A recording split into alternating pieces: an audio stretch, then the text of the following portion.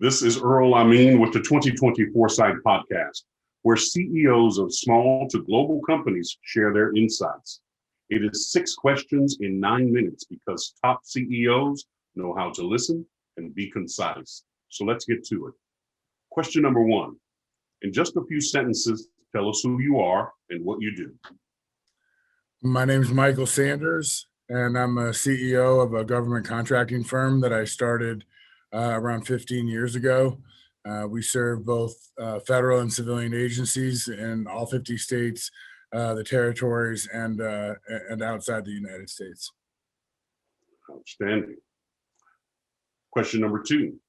What's the best thing about being the CEO?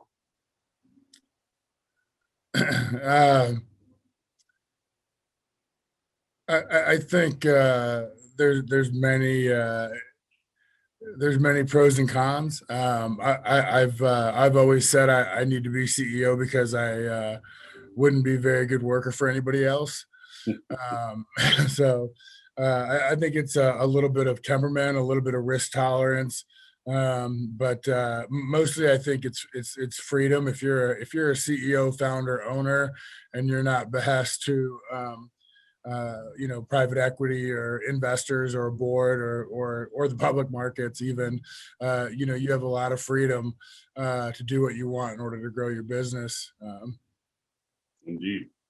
Question number 3. I hear from other CEOs that leading their team and being able to see the road ahead can be a challenge. What are your thoughts? I tend to lean with General Mattis in that there's nothing new under the sun. If you go back far enough and deep enough in history, you're going to find some sort of lamp that will light your footpath. So I'm a big reader. I'm a big Audible guy. I'm a big Kindle guy. I mean, I carry way too many books around with me, but sometimes as a leader, it can feel a little lonely. Even if you have a board, you have good friends that are CEOs. You don't want to be bothering them with your stuff because they have their stuff, right? And so sometimes just knowing knowing that book to pick up and that passage to read to kind of give you some context and perspective, some look back on how history may have handled it. I think those are valuable tools, and the more that you read, the more that you're familiar with, the deeper you'll be able to look back into history and see, okay, what were they doing then, and how does that help us now, and so I think that's critical. Indeed, well said. Question number 4. What piece of insight do you want to share with others here? I think that as the pandemic has shifted paradigm in terms of how and when and where people work, it's more incumbent upon CEOs to check in with your staff and see how they're doing as opposed to what they're doing. If you set up your culture, that's a performance-based culture and your people are incentivized the correct way, you don't really need to ask them what they're doing because the outcomes are going to be there, they're not going to be there, and then you can rectify then. But I think as paradigms have shifted with the pandemic, and you really don't know what's going on at people's homes. You don't know if they're taking care of a mother or grandmother, if their husband's diabetic, had a heart attack. You really don't know. And so calling people and saying, hey, how are you doing? No, not what you're doing. I can see that in Salesforce, whatever. How are you doing? And is there anything that I could be doing to make you more successful or to help you, get through what you're going through? And that has added a lot of value just in terms of feedback that I've gotten from employees, and it has also kept me grounded in the fact that although, I'm sure, as probably most CEOs, we have, other resources that can help us. And, we have nannies and, coaches and, other things for our kids and pods and whatever. People don't have that. And if you lose that that insight and that empathy, you're going to make decisions which long term are going to hurt your company coming out of this. So I think right now it's just most incumbent to be empathetic and understanding of your staff and see how you can help them get through it, as opposed to what are we going to do to make sure the company's safe? So I think your employees are safe, your company's safe. Yeah. Very well said. Question number 5. What other successful CEOs like yourself would you like to acknowledge and should be on my podcast? Sure. We have a board of advisors that has been advising me for the last few years, and it's mostly made up of CEOs and presidents. Top of my head, Tim Gentry, Jeff Voth, Joseph Zimmerman, and I can get you contact information for these people, but they're all dynamic people. George Julius is another founder operator of a dynamic tech company like myself.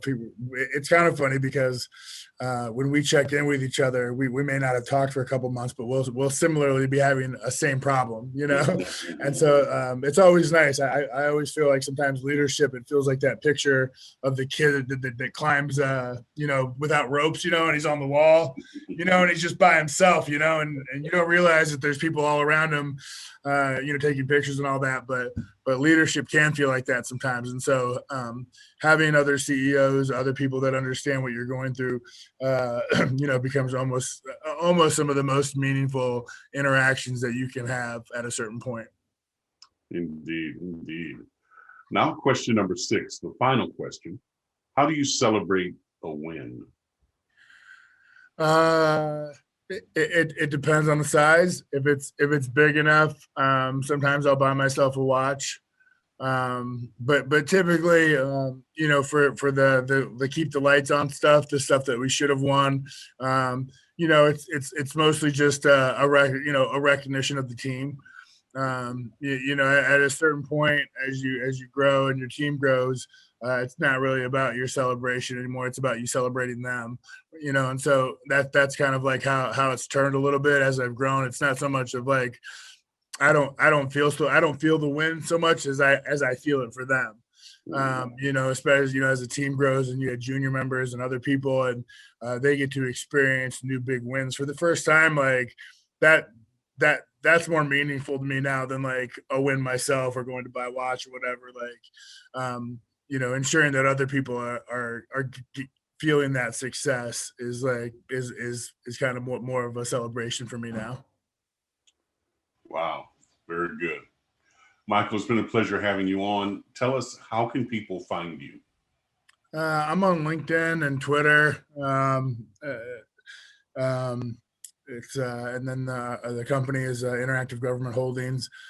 We do, like I said, primarily federal government contracting for DoD and civilian agencies, and we're across a lot of them. But and my email address is msanders@interactivegov.com, which is kind of a mouthful, but I'm sure there'll be a link or something, or however it does. It seems like this is a great format you have, and I appreciate the invite, and I appreciate the reschedule. I did really wanted to chat with you. I just was in the middle of some things a couple of weeks ago, so I appreciate the opportunity, and wish you the best of luck.